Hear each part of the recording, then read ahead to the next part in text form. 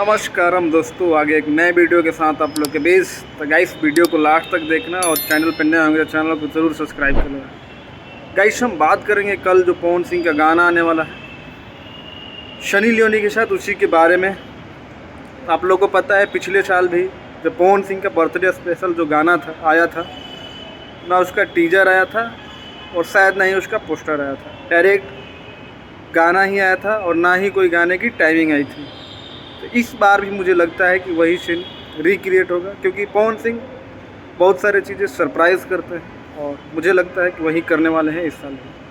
क्योंकि अभी तक गाने का ना कोई पोस्टर ना कोई टीजर आया है, क्योंकि गाने इतना बड़ा बजट का है और सनी लियोनी पहली बार पवन सिंह के साथ काम कर रही है, तो टाइम ज़्यादा से ज़्यादा लग सकता है। तो आज ही गाना शूट होगा और आज ही गाना एडिट होगा, तो जाके वो कल गाना रिलीज़ होगा। तो आज मैं बता दूं कि आज आप 95% मान के चलिए कि आज उस गाने का जो पोस्टर है शायद ही आए।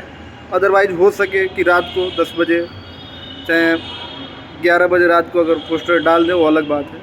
लेकिन मुझे जहाँ तक पता है कि ना गाने का टीजर आएगा और ना ही पोस्टर, गाना डायरेक्ट रिलीज़ होगा कल। DRJ रिकॉर्ड जो चैनल है, जिसका हिंदी चैनल है, उसी से उस गाने को रिलीज़ किया जाएगा।